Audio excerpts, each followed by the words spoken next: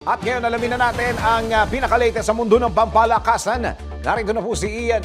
Si Ian Articona pala to. Akala ko magpapakitering na ako.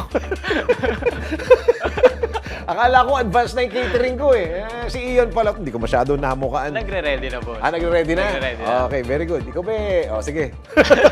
At eto Dennis, mainit-init Okay. pa dahil mamayang alas 7:30, TNT, Tropang Giga at Barangay Ginebra magsasagupa sa Game 1 ng PBA Commissioner's Cup Finals. Narito ang aking sports news. Sa mundo ng palakasan, ang latest malalaman sa DWIZ Sports News.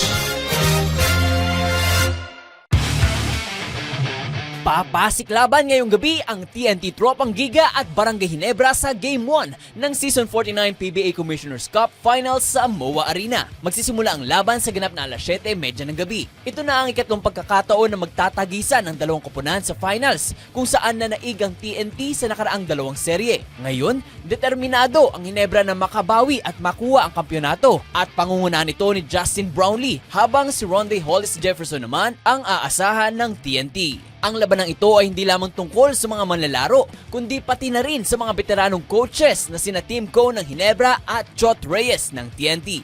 At yan ang aking sports news. Ian Articona, nagbabalita ng tama, naglilingkod ng tama. Ang balitang ito ay hatid sa inyo ng Arena Plus. Sa Arena Plus, astig sa sports. Download Arena Plus app now in App Store. You can watch it also on arenaplus.ph. Sa Arena Plus, astig sa sports. Gaming for 21 years old and above only. Keep it fun. Game responsibly.